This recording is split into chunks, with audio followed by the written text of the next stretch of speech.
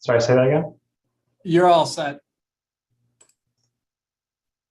All right, welcome everyone to the April 26th meeting of the Public Works Committee of the Albany County Legislature. My name is Nathan Brusky and I serve as our committee chair. Would Majority Council please call the roll? Sure, Mr. Chairman. Mr. Brusky, Here. O'Brien, Here. Bergdorf, Here. Cleary, Here. Fine, Here. Tunney, Here. Peter, Here. Reinhardt, Here. and Smith. Here. 9 present, Mr. Chairman. Wonderful, thank you very much. So our first order of business is to approve the previous meeting minutes. Kind of a motion on that. Motion. By Mr. O'Brien, second by Mr. Cleary. All those in favor say aye. Aye. Aye. Any opposed say no. All right, that carries. Our first item under current business is with Commissioner Latina, authorizing agreement with Cone Inc. regarding the elevator preventative maintenance and emergency services at various county locations. Looks like Family Court, County Courthouse, the Judicial Center, 112 State Street. Is that right? Yes, good evening, Chairman. This is for Kone. We were going under the U.S. Communities National Cooperative. The cost of this annually is $69,588 per year for a 3-year contract. We're also requesting an additional $69,500 for unforeseen work repairs for a total amount of $278,264. This is 36% state funded under the 686 program and 64% county. Outstanding. Any questions from the members? Quick question. Mr. Bergdorf. Dave, is this year 1 of the program? So we're starting a new 3-year cycle? Yes, yes. And we went this way because we really didn't want to, we looked over the contract. It was a really good contract. Plus, we're starting the elevator project here with Kone doing the repairs on the elevators here. So it just seemed a natural thing to have them in here while this is going on. Thank you very much. Can I get a motion? So moved. Second. Mr. Bergdorf, second by Mr. Peter. All those in favor say aye. Aye. Any opposed say no. And that carries unanimously.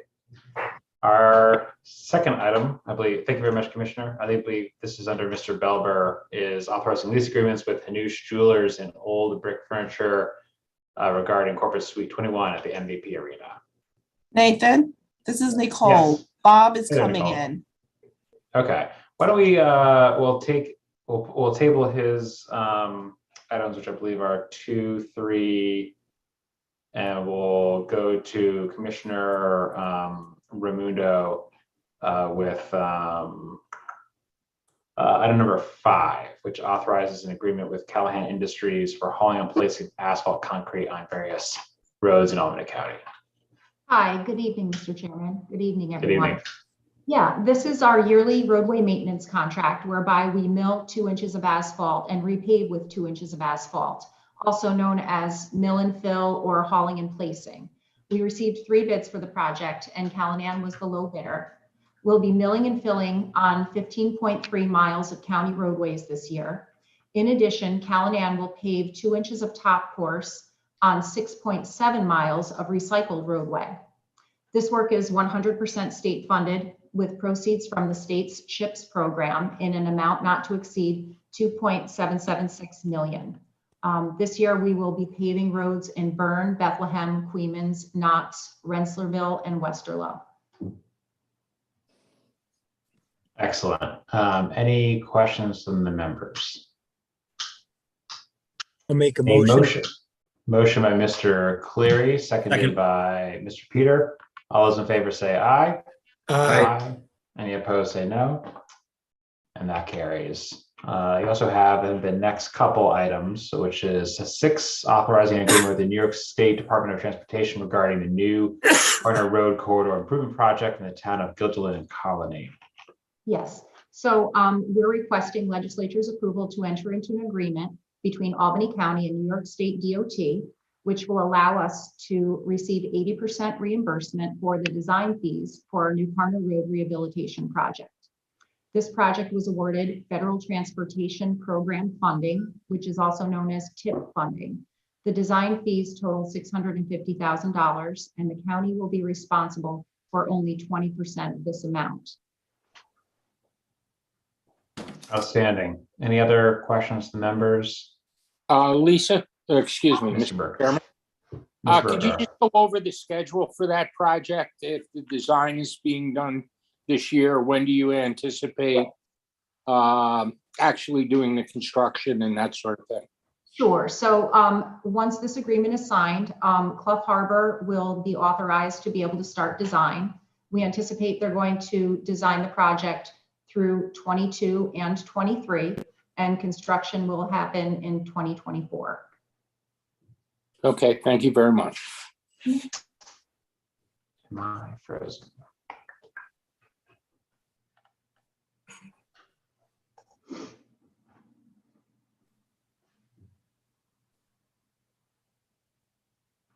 Any other questions?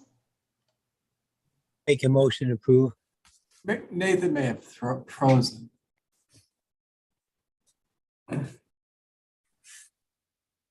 Nathan appears to be frozen. Oh, Right, Joe O'Brien, are you available to step up and finish calling the motion? Sorry. All right, we'll move next down the list. Mr. Reinhardt, would you be available to call the motion? Sure. Well, did we have a second? We do not have. a Second. I'll second. Okay, all in favor? Aye. Aye. All opposed? Motion carries. All right, did we get Nathan back? We do not. He just texted me. It looks like his internet went out. So I All right, apologize, Reinhardt. so should I be, do you want me to run this? Go for it. If you could, that would be If great. If Joe O'Brien is not there, shall we continue with Lisa, or do we want to go back to the original order? I'd finish up with Lisa. Is okay, so we're on number 6 now? 7. No, we did 7, sorry. Okay, 7 is amending the 2020 Department of Public Works budget, purchase of parts to repair damage to a 2020 Western Star 470 snowplow. yes. So Yeah. we're requesting approval to amend our 2022 budget so that we can accept approximately $22,000 in insurance recovery money into our automobile parts line for the purchase of repair parts for our 2020 Western trucks.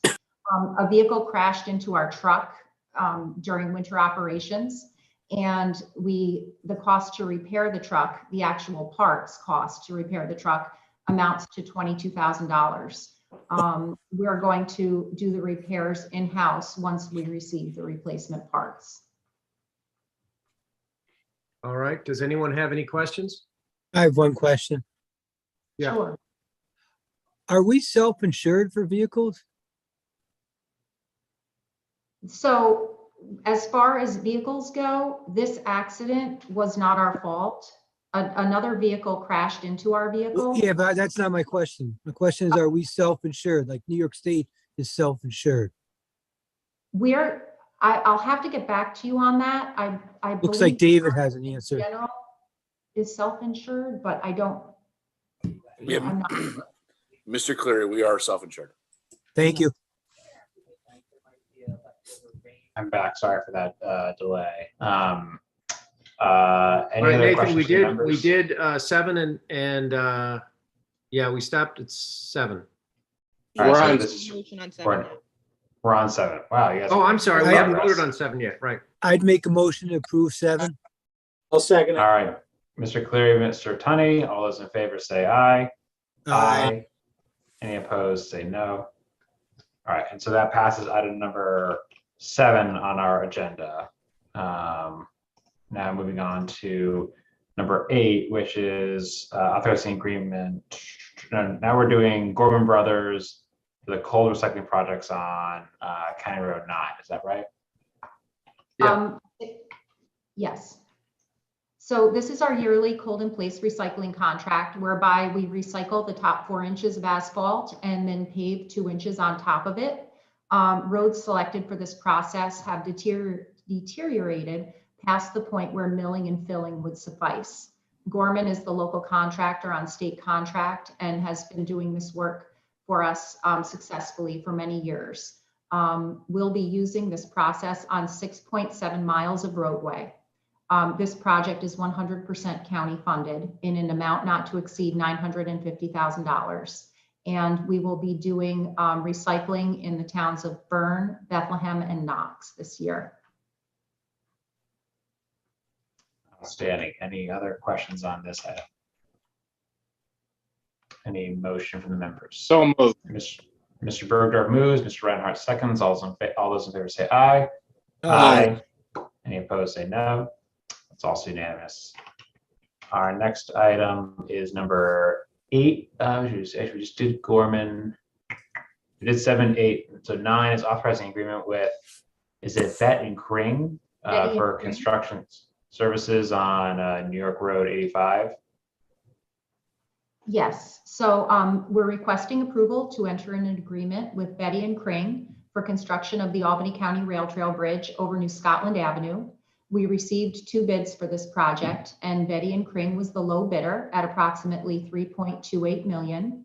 At this time, we're asking to award the contract with an adjusted base bid of $2.696 million.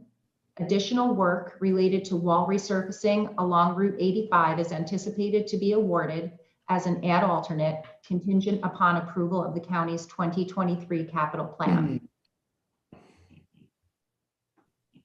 Right. Any questions on this item? Mr. Reinhardt?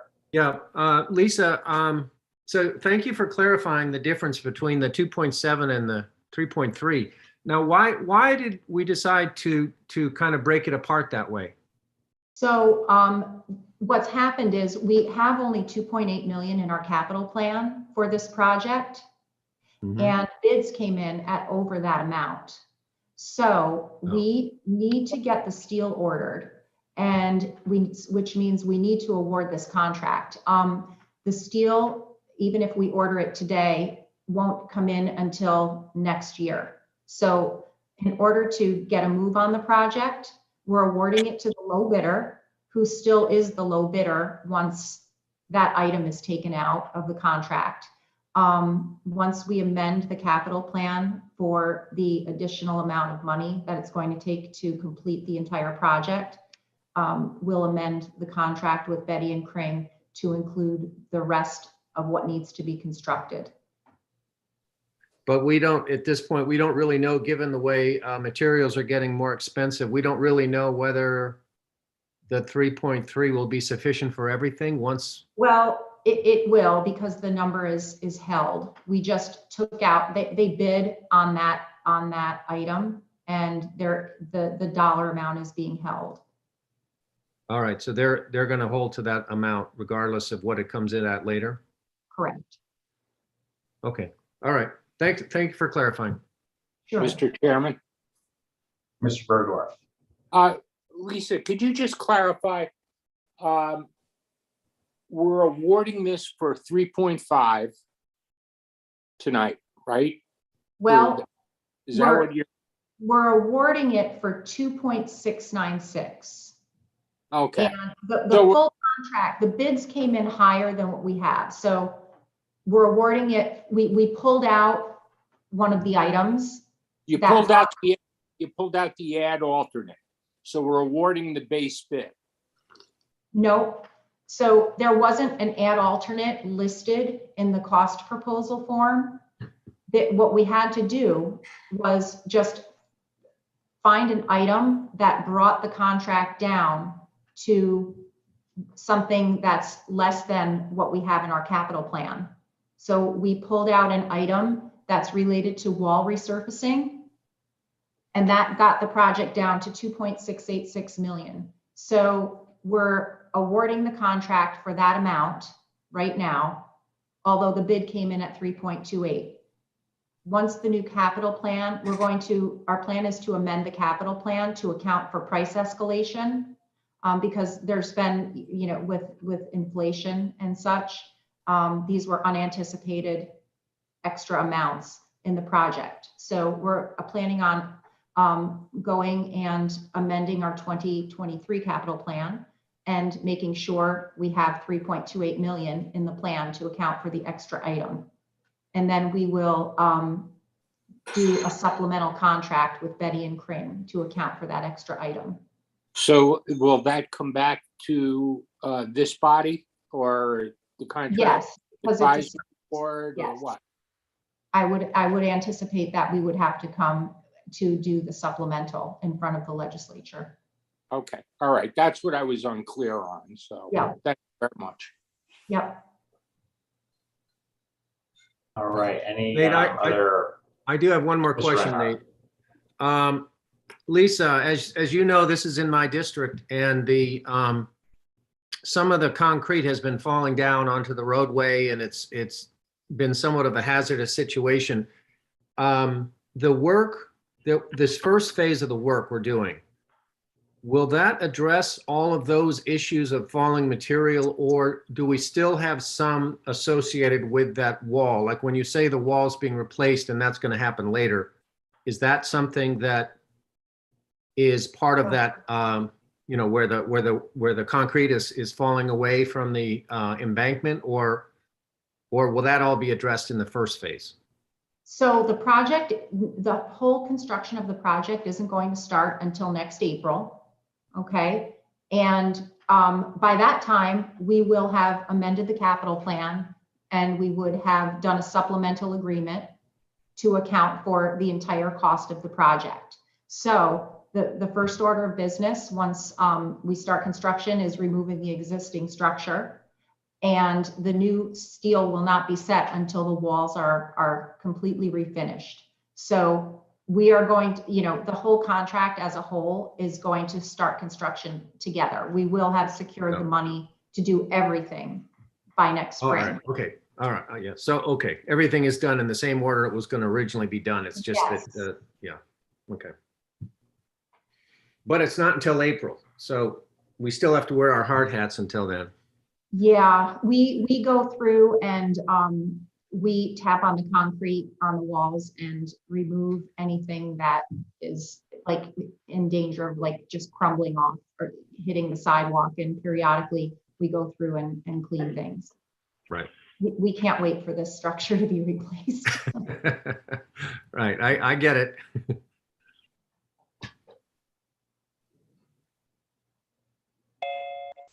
All right, any other questions, or can we get a motion? I'll move it. Mr. Reinhardt, seconded by Mr. Cleary. All those in favor say aye. Aye. Aye. Any opposed say no. All right, that carries. I believe that was the last item for Commissioner Raimundo. So thank you very much. Move on to item number 9. We'll go back to Mr. Belvers at the end. Item number, my agenda again. Item number, no, so this item 10 is authorizing agreement with CT Mail Associates regarding the feasibility and cost analysis of renovations to the Waterville Dome. Yep, thank you, Mr. members. Sagan. Oh, yep, thank you. Thank you, Chairman. Yep, this is an agreement between Albany County and the city of Waterville to have a feasibility study on the costs associated with engineering and architectural renovations to make the Waterville Dome a year-round facility in terms of HVAC and other types of renovations. Okay, any questions, Mr. Bergdorf? Yeah, Mr. Chairman, Cameron,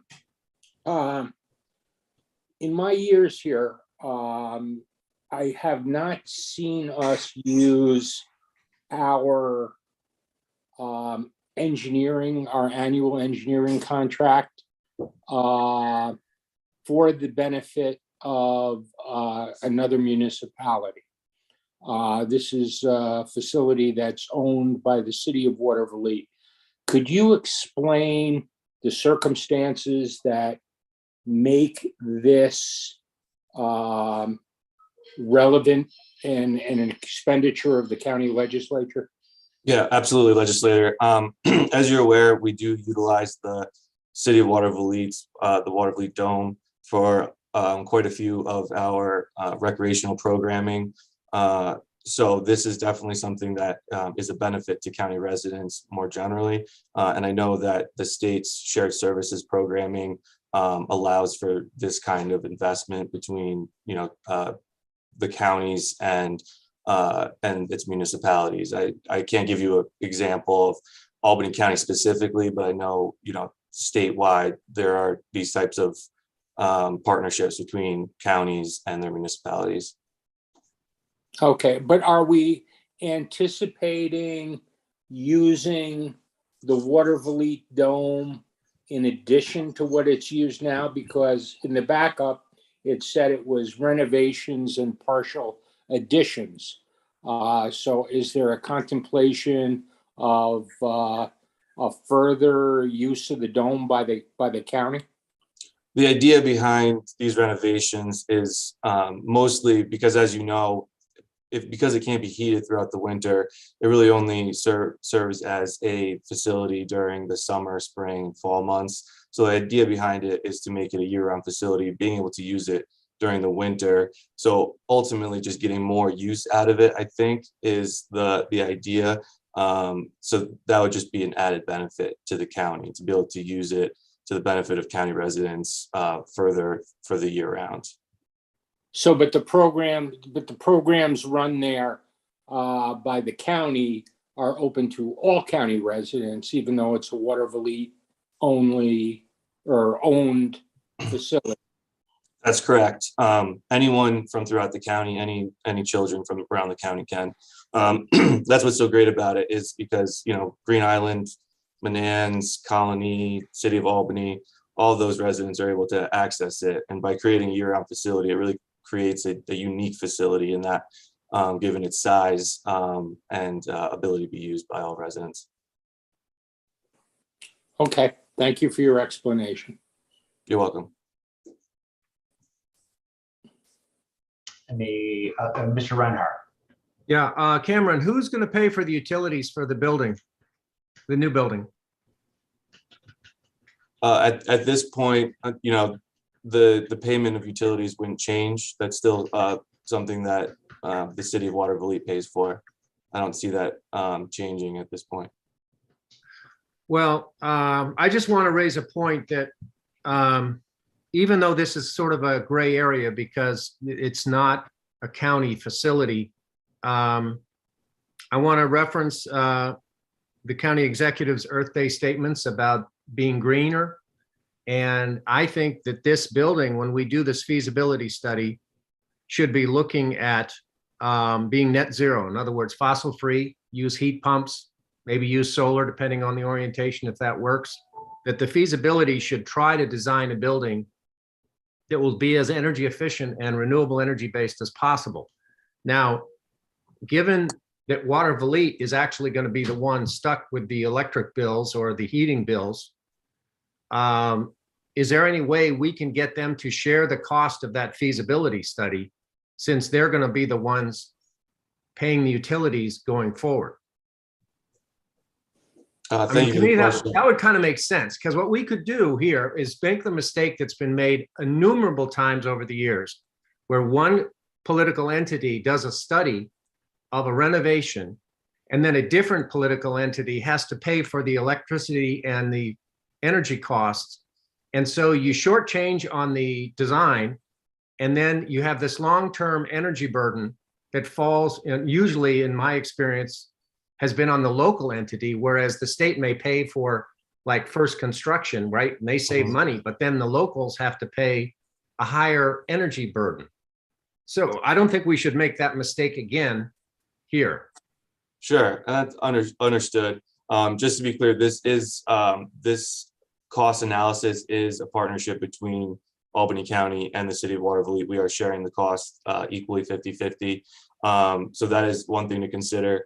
As far as changing, I don't know if what you're suggesting would change the scope of the feasibility analysis, but that's something we could certainly look into.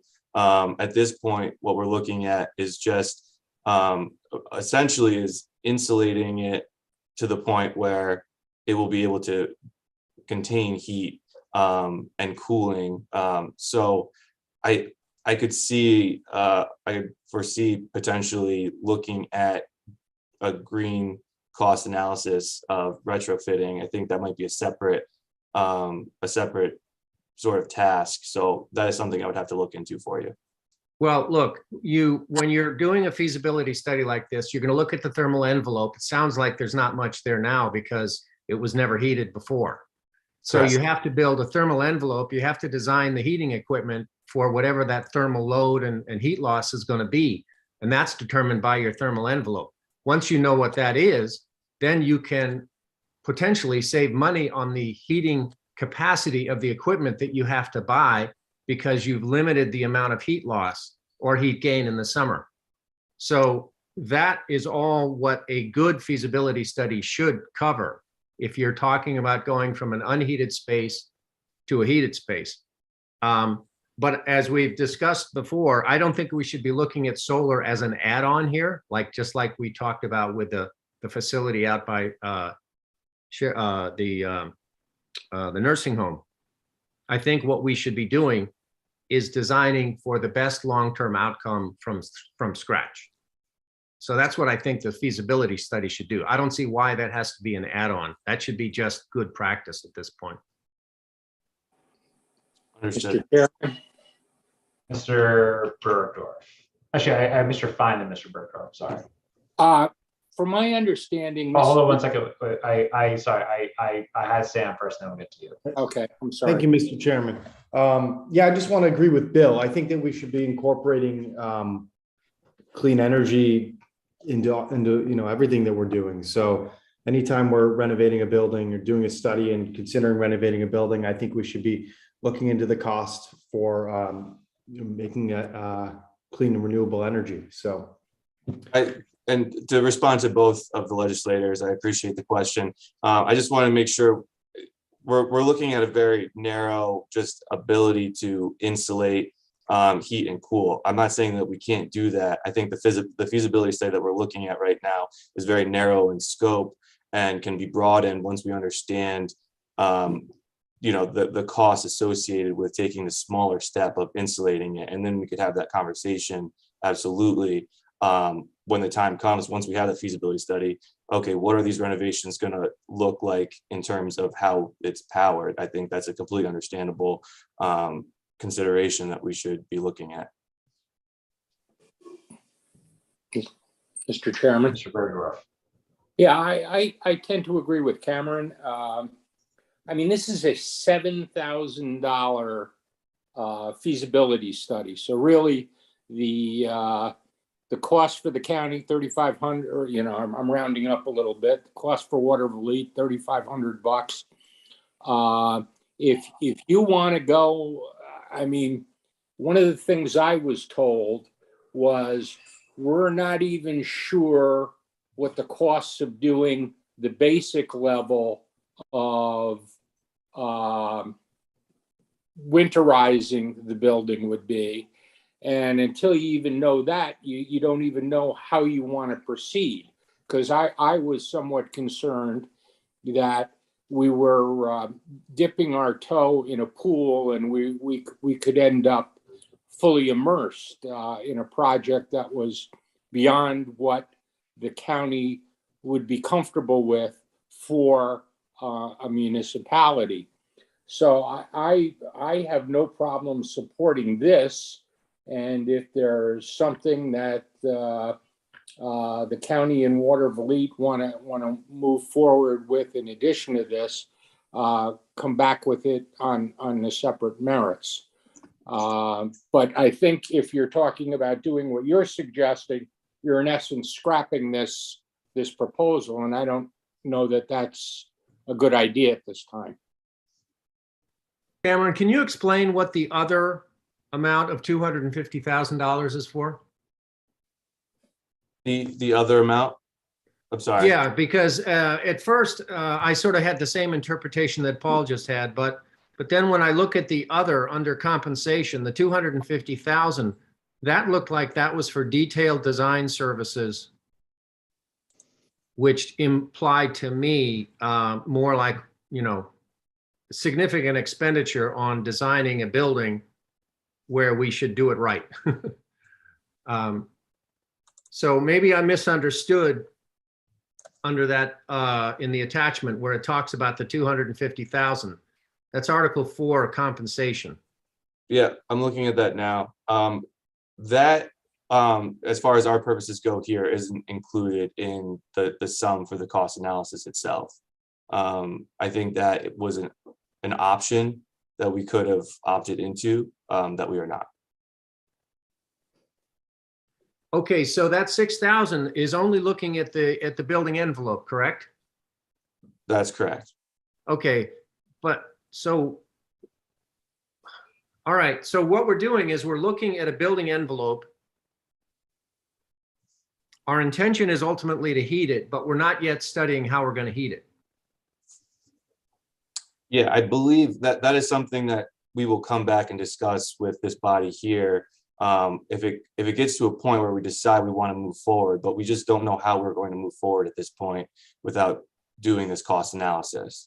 Yeah, okay, well, so listen, my comments really were more about that other category, right? The 250,000.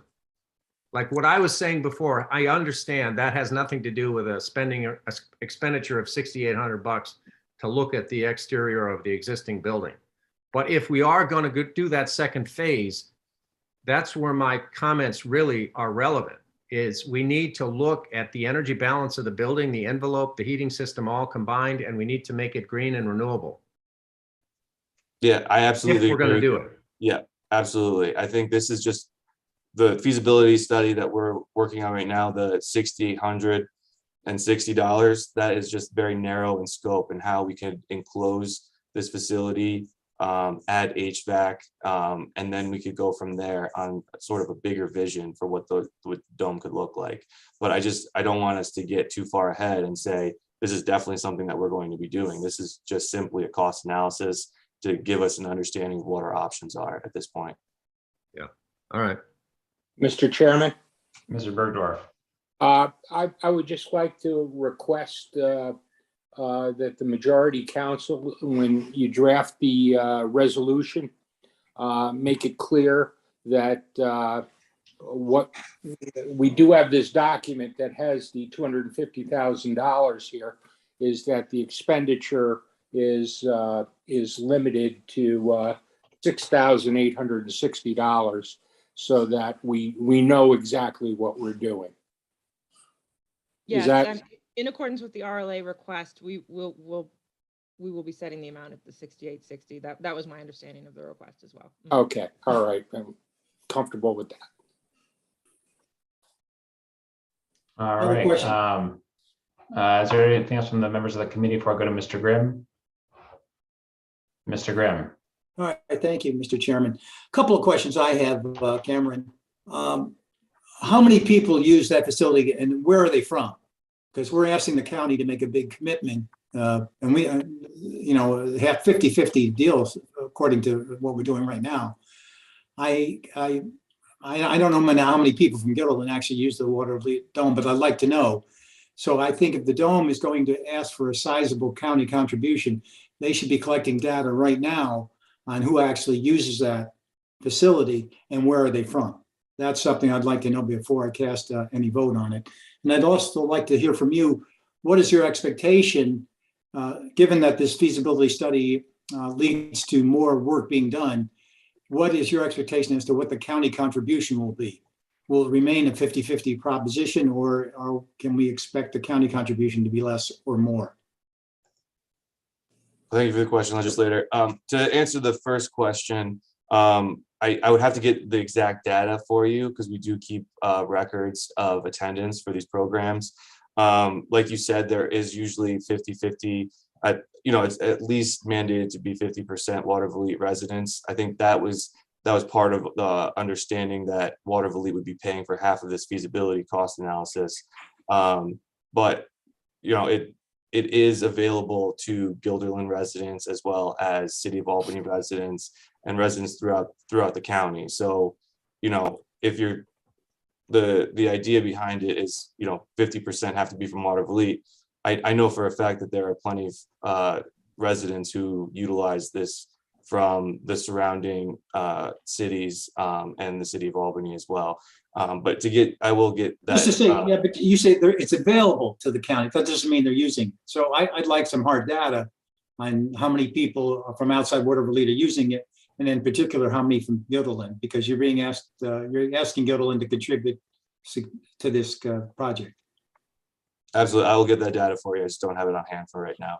Okay. And as far as the second question goes, I think it's too soon to look at the cost breakdown or who's paying what for renovations that we don't even know we will be doing at this point. But that is certainly a conversation we would have to, the body here would have to have with county leadership, as well as, the City of Waterville, to see what kind of partnership it would look like. But I think at this point, looking so far ahead, we don't even know if we're going to be renovating or investing additional county dollars in it at this point. Okay. Thank you, Mr. Chairman. Thank you. Mr. Reinhardt. Yeah, Mark's comments raised another thought in my mind, or another question. Cameron, when we go from a seasonal facility to a year-round facility, do we have a sense at this point of how we would be using this facility in the winter? And the reason I'm asking is, to Mark's point, if what we're building at Waterville for winter use is going to be kind of a unique facility, that there may only be one or two places in the county where you can do this. I don't know, let's say a hockey rink. We have a hockey rink out at the Y here in Bethlehem, and I know that people come from all over to use it because they're not readily available everywhere. So if it was something like this that had a real kind of uniqueness to it, that might be one reason why it would make sense for the county to be more engaged, because it's going to be a real unique resource for everyone in the county. But do we have any thoughts at this point about how we're going to use this facility in the winter? I don't know if there's specifics. I know that what we use it for right now in terms of basketball, flag football, even baseball, pretty much all of our recreational programs are offered at Waterville Dome as one of the locations throughout the county. So I think it would just give us more opportunities to expand those programs a little bit, allow them to run a little bit longer, ultimately just have more access, because I know for a fact Waterville has been a great partner to the county and always ensuring that we are able to run our programs. And I know that they offer the dome to other groups, but Albany County has always been prioritized by them to ensure that our programs are offered there. So I think ultimately having it open longer throughout the year would just allow for more days that county residents can be out on those courts. Okay. All right, great discussion. Can I get a motion on item 10 by Mr. Cleary, seconded by Mr. Reinhardt? All in favor, say aye. Aye. Any opposed, say no. All right, we do have to go back up in the agenda to Mr. Belber's items. Which are item number 3 and 4. So we have item number 3 authorizes lease agreements with Hanush Jewelers. We'll start with that one. Mr. Belber. First, let me genuinely apologize for being late to the meeting and not being there when you probably called it in the beginning. Quite all right. The first item being the suite contract with Hanush Jewelers and Old Brick Furniture Company, two good businesses in the community that have been here for a long time. They are taking over for the suite where it was Tech Protective Coatings that had the suite in the past. Both of these other companies that are taking it over were at the top of our waiting list. which we still have a long list of companies that would like to get in, but would like to ask for approval for a 3-year lease that starts on May 1. It's the same price, even though it's located typically behind the curtain when it's an end stage. So like the other ones that are back there, they have to relocate when a backdrop comes in with a concert, which they're fully aware of. But it's $51,000 per year for 3 years. Mr. Cleary. Mr. Cleary, you're on mute.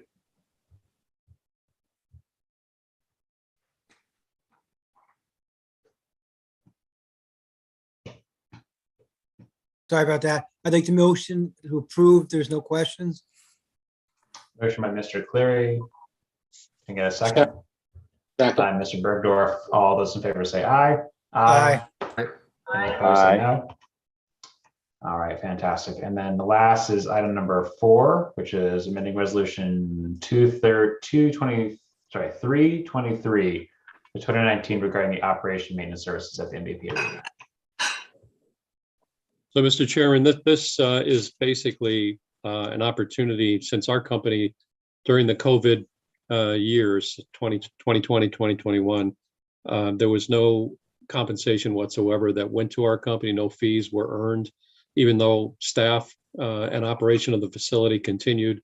Even during the pandemic, when we were a clinic or we were doing vaccinations with the county and so forth, our staff from the company operated the building for 2 years without any fees.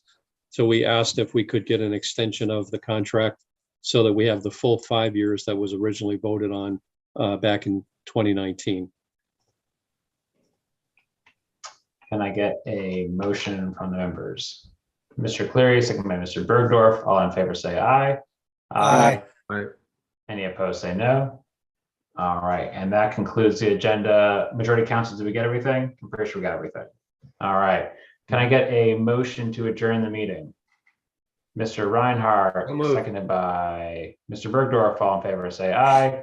Aye. And that concludes the meeting. Thank you very much. My apologies, Mr. Fine and the Civil Services Committee.